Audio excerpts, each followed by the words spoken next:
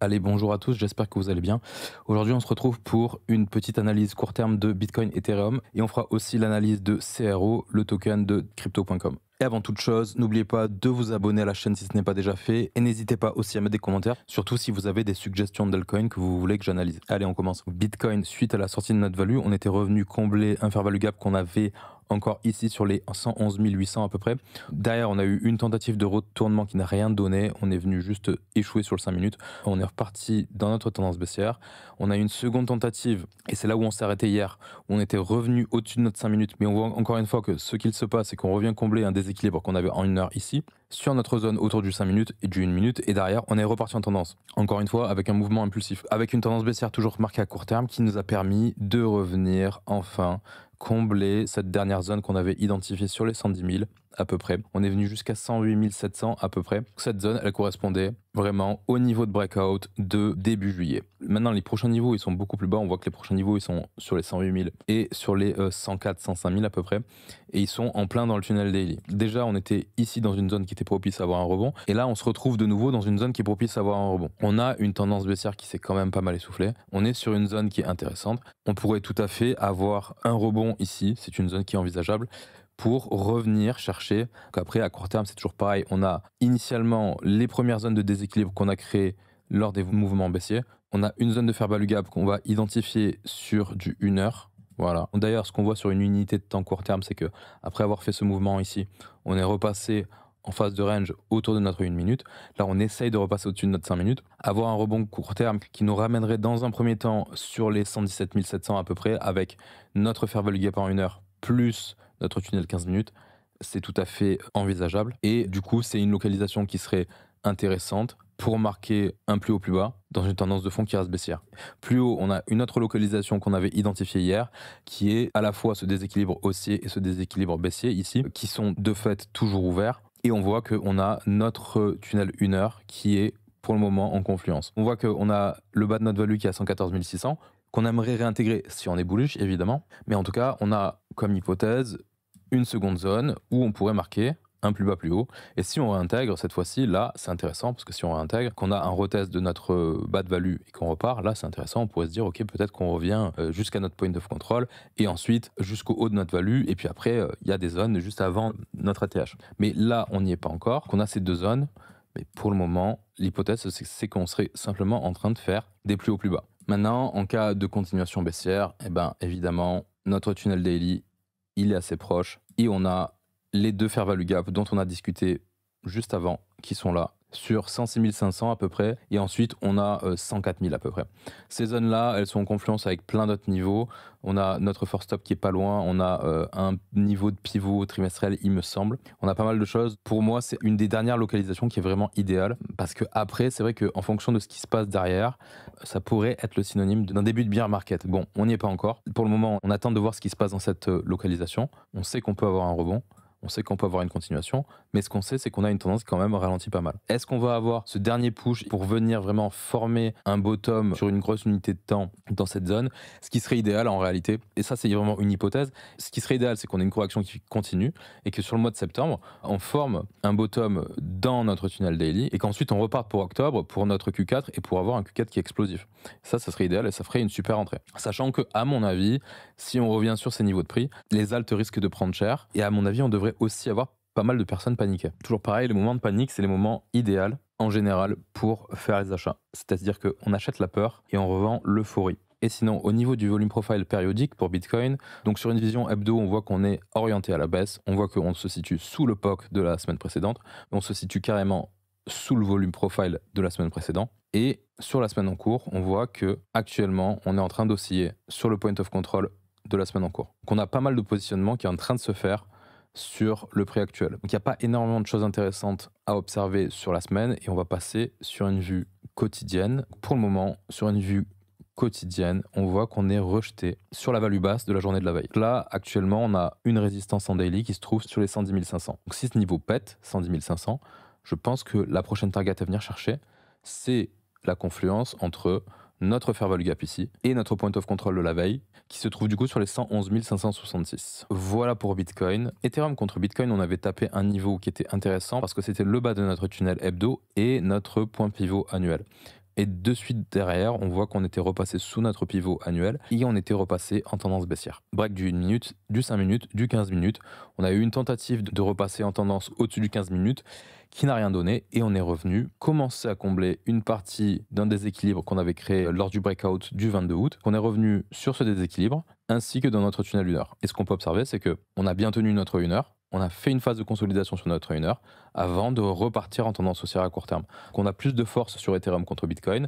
On voit qu'on a un actif de fait qui est beaucoup plus recherché parce qu'on est repassé au-dessus d'une minute. On a une phase de consolidation sous notre 5 minutes, mais au final, on a break notre 5 minutes, pullback le 5 minutes avec le 1 minute qui tient la tendance. On est revenu aussi sur notre 15 minutes et pareil, on consolide sur le 15 minutes, on revient à notre 1 minute, tient la tendance aussi. Et derrière, on est reparti en tendance. On a un Ethereum contre Bitcoin qui est plutôt fort.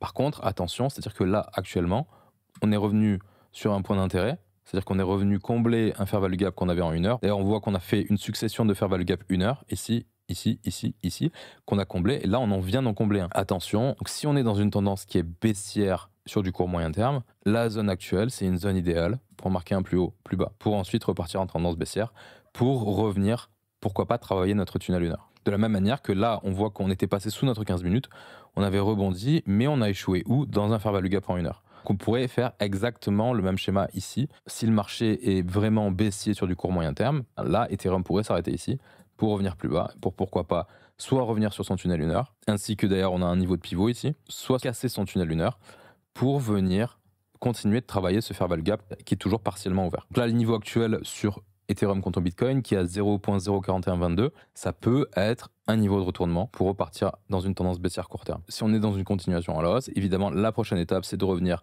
sur notre pivot annuel sur les 0.04291. Et si on se retourne vraiment ici, à ce moment-là, le premier niveau d'intérêt, c'est de revenir sur le cluster entre notre tunnel 1 heure et notre niveau de pivot sur les 0.03961. Au niveau du volume profile, on peut observer qu'on est sur un niveau qui conforte ce que je viens de dire, parce qu'en fait, on est revenu sur la value haute de notre profile hebdo, mais aussi sur la value haute du profile hebdo précédent. Là, on est sur une confluence de niveau au niveau du volume profile. Ça appuie le fait qu'on soit sur une zone de résistance.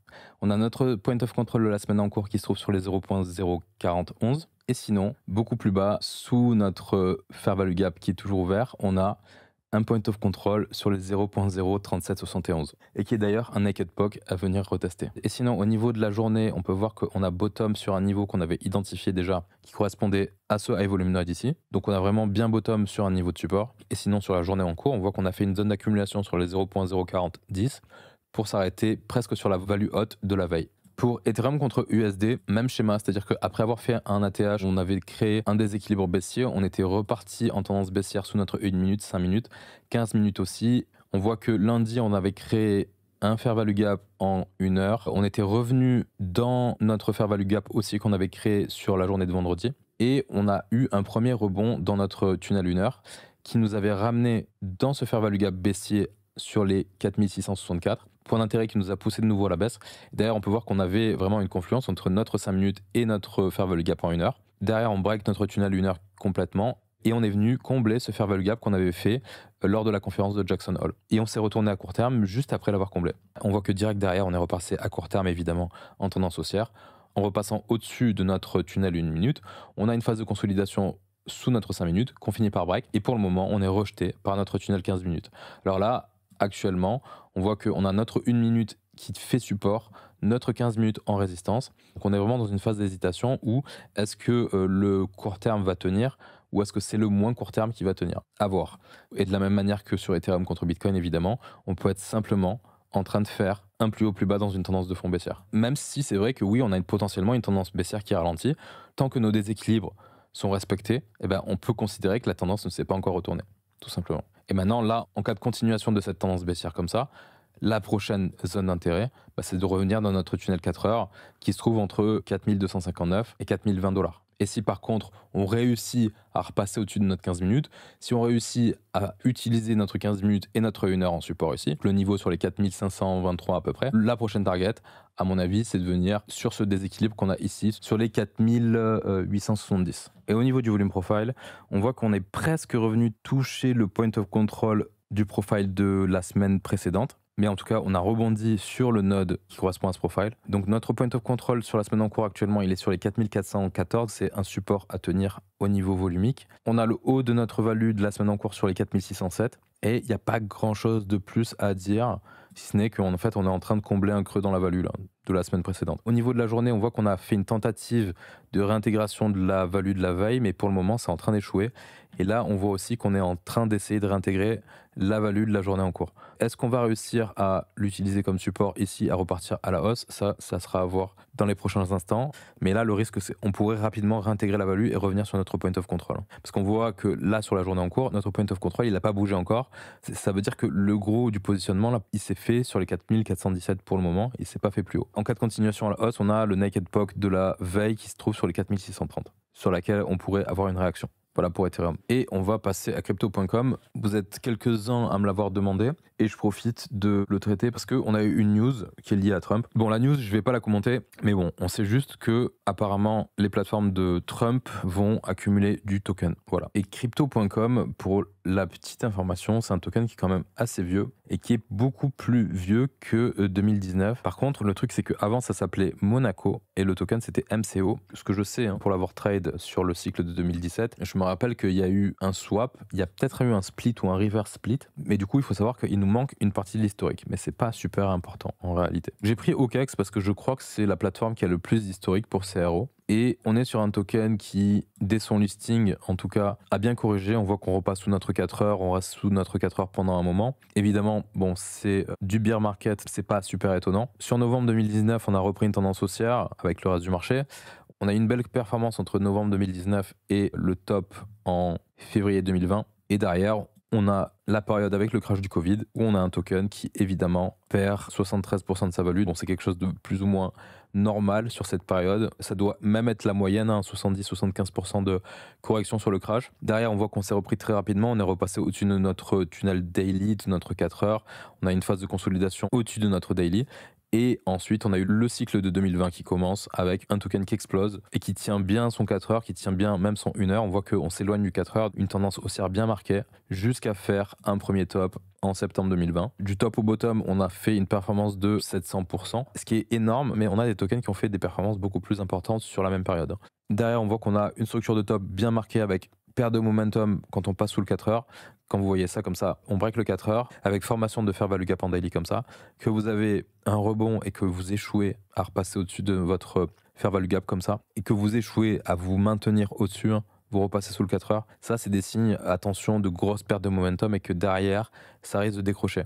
Vraiment, retenez ce genre de configuration, elles seront assez intéressantes. Quand on repasse sous le 4 heures, on voit qu'une énième fois, notre 4 heures tient la tendance. Et derrière, on dégringole, voilà, avec vraiment beau déséquilibre à chaque fois, et c'est sur du daily, c'est assez puissant. On break notre tunnel daily, cette fois-ci sur octobre 2020, et on se retrouve à poser un bottom en décembre. Et là, on se retrouve avec une situation qui est un peu l'inverse de ce qu'on a pu avoir ici, avec une phase d'incertitude autour de notre 4 heures, mais des plus bas qui tiennent, une phase d'incertitude qui se résout à la hausse avec break du 4 heures, test du daily, break du daily, on voit que notre 1 heure tient la tendance, là on a notre 3 jours qui apparaît, on a un token qui repart en tendance bien explosif jusqu'à faire son top sur février 2021, là on voit qu'on a encore une fois perte de momentum, on repart à la hausse, et sur avril-mai, structure de top, on a le second crash, sur mai, mais on a un actif qui se met à corriger dès le 17 avril. Si on compare avec Total 3, on voit qu'on a un actif qui se met à corriger et le reste du marché fait un plus haut. En tout cas, le reste des alts fait un plus haut, mais par contre, CRO ne fait pas de plus haut. On a un actif qui se décorrèle à ce moment-là et qui est plus faible parce qu'il corrige avant le reste. Là, on a la grosse correction / crash de mai 2021 qui nous ramène sur notre tunnel 3 jours. On fait une structure de range autour de notre 3 jours. On fait notre bottom sur notre 3 jours. On se rend compte qu'on a une phase d'incertitude autour du 4 heures. On repasse au-dessus du 4 heures. On a notre daily qui est en résistance ici. On finit par réussir à repartir en tendance. On break notre 4 heures, notre daily. Le 4 heures tient la tendance jusqu'à septembre 2021 où on a une petite correction globale de septembre qu'on a eu sur Bitcoin aussi, qui nous a ramené sur notre tunnel daily. Et derrière, on a une énorme explosion où on voit qu'avant que ça explose, on tenait bien notre 4 heures comme ça, juste sous résistance. Ça, c'est super intéressant aussi. C'est des contextes à mémoriser. Quand vous êtes sous résistance, ok, mais vous avez un 4 heures qui tient bien le prix comme ça, avec un price action qui fait des plus bas de plus en plus haut, ok, avec un 4 heures en support. Souvent, même si vous vous retrouvez, par exemple, là, on devait être en RLZ, je pense. Ouais, là, on était en RLZ. Ça peut être des signes que même si vous vous trouvez en RLZ, vous avez un truc qui va partir vraiment en ligne droite. Et du coup, du bottom ici jusqu'au top, on est sur un actif qui fait 1000%, ce qui est plutôt pas mal. À savoir que ce qui est intéressant, c'est que ce bottom sur le tunnel 3 jours qu'on a fait, en fait, c'est simplement un retest de structure de début 2021. Bref, on marque notre top en novembre et derrière, on a un actif qui commence à corriger, qui repasse sous son 4 heures. Tentative de retour à la hausse, ça ne prend pas, on revient sur le daily, on voit qu'on a une phase de consolidation autour de notre daily où on est potentiellement en train de structurer un bottom sur 2022, mais ça ne tient pas, ça continue à s'écrouler avec le reste du marché. On break notre daily, on revient sur le 3 jours qui ne fait pas plus le taf que ça et on s'écroule, tendance baissière sous le 4 heures, sous le 1 heure, jusqu'à septembre 2023. Et on est sur un actif qui a perdu 95% de sa valeur depuis le top. Fin 2023, on réussit à reprendre une tendance en passant au-dessus du 4 heures, du 1 heure, du daily.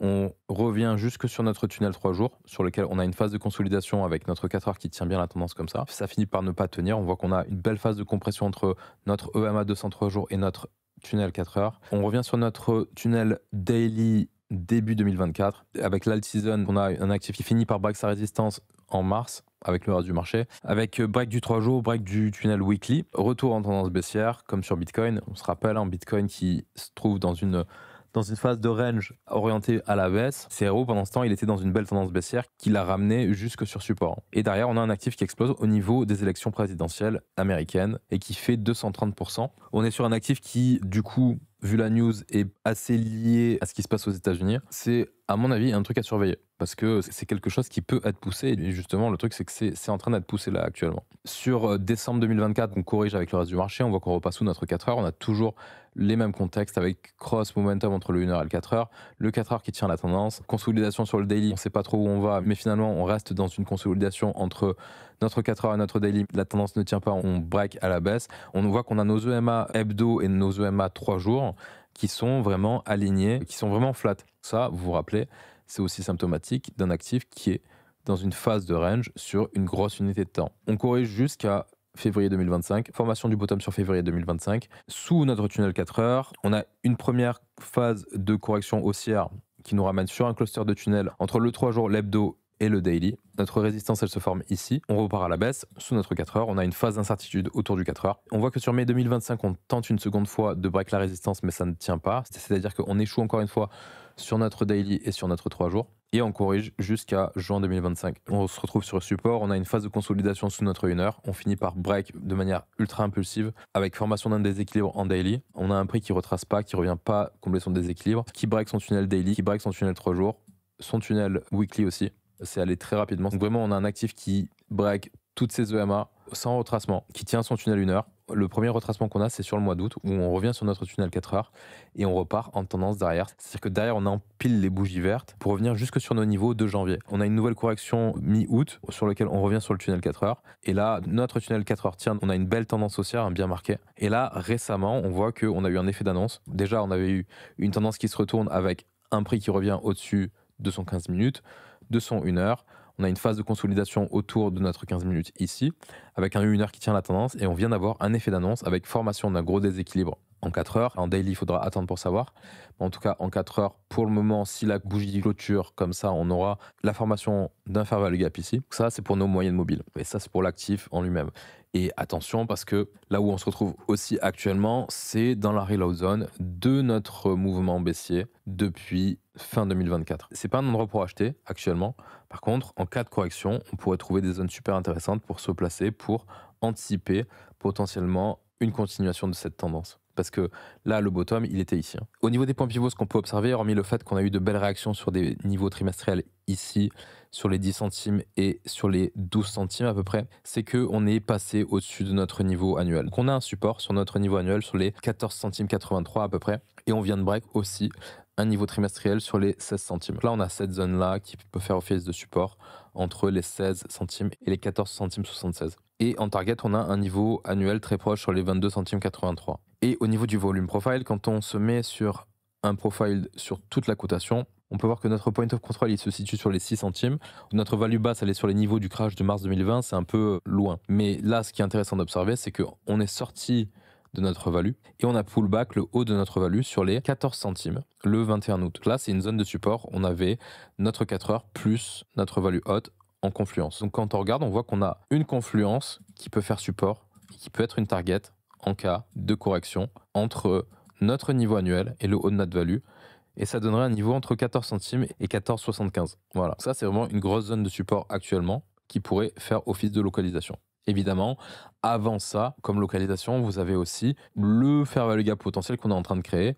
Parce que si on revient dans la localisation dont on vient de parler, ça veut dire qu'on n'aura pas respecté ce fair value gap aussi. Ce qu'on peut regarder aussi et qui est super intéressant, c'est ce qu'il s'est passé au niveau annuel. C'est-à-dire qu'au niveau annuel, quand on met un profil de volume au niveau annuel, on peut voir que on a bottom sur la value basse de l'année 2024, qu'on s'est extrait à la hausse de l'année actuelle, de l'année en cours. Et en tout cas, ce qu'on peut observer aussi, c'est qu'on essaye de faire une extraction de la value des années précédentes. On peut observer deux zones intéressantes. On a la value haute de 2023 et la value basse de 2024. Cette zone-là, c'est notre support actuel. C'est vraiment la zone sur laquelle on a bottom. Et ensuite, on a la value haute de 2022 et la value haute de 2024 qui sont une zone intéressante, qui ont fait résistance une première fois.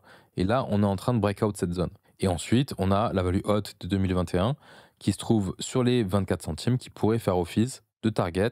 Et en fait, ça se trouve juste au-dessus des sommets de novembre 2024. Actuellement, le fair value gap qu'on est en train de créer, il est en confluence avec ces niveaux au niveau volumique. Sinon, en termes de target, que ce soit à la baisse ou à la hausse, à la baisse, déjà, hormis les niveaux que j'ai donnés, on peut observer plein de trucs aussi. C'est que déjà, on a un gap ici qui correspond à ce fair value gap en daily qu'on a dans le price action et qui est le haut de notre value annuelle actuelle de l'année en cours, évidemment sur les 11 centimes 40, mais ça ferait une sacrée correction pour le moment, même si tout est envisageable, évidemment. Et ça ferait vraiment un retest textbook du support. Mais c'est vrai qu'avant de venir ici, il y a plein de niveaux intéressants sur lesquels on peut se placer. Après, on a aussi le point of control de l'année actuelle, juste sous les 10 centimes, ok, sur les 9 centimes, mais c'est vrai que ce sont des niveaux qui sont assez éloignés du prix. Ce dont on pourrait parler, par contre, c'est les targets à la hausse. Si on réussit à aller au-dessus de ce niveau, on a la value haute dont on vient de parler de l'année 2021, sur les 24 centimes, mais après, on pourrait aussi tout à fait simplement utiliser déjà les niveaux de pivot. Au niveau des niveaux de pivot, on voit qu'on a un niveau annuel sur les 31 centimes 86 et on a aussi un autre niveau sur les 48 centimes 36. Et au niveau de Fibonacci, on a notre first stop sur les 39 centimes. Au niveau de la force relative, on est quand même sur un actif qui depuis 2021 était dans une belle sous-performance. On voit qu'on était orienté à la baisse sur à peu près tout jusqu'à de février 2025 où en fait on a commencé à se retourner en février 2025 et on voit que depuis février 2025, que ce soit sur les altcoins, on a formé un bottom. Là on est en train de repartir dans une tendance haussière potentiellement. Alors après il faudrait break le niveau de novembre 2024, mais c'est quand même plutôt encourageant. Contre les alts, c'est plutôt bull. Contre Total 3 aussi. Contre Bitcoin, alors même si contre Bitcoin, c'est vrai qu'on a quand même fait un plus bas sur juillet 2025, on voit qu'on fait un sommet plus haut. Contre Ethereum, c'est plutôt encourageant aussi. Et contre XRP aussi. Donc CRO, on est sur un actif qui surperforme le marché et qui est aussi peut-être en train de marquer un bottom contre ce dernier. C'est à surveiller de près en cas de retracement, ça peut être un bon play, à mon avis. Sachant en plus les liens avec le président américain. Voilà, j'ai fini pour cette analyse. J'espère que ça vous a plu. N'oubliez pas de vous abonner si ce n'est pas déjà fait, de liker les vidéos, de mettre des commentaires. Je vais vous souhaiter une bonne soirée ou une bonne nuit et je vous dis à la prochaine. Ciao, ciao.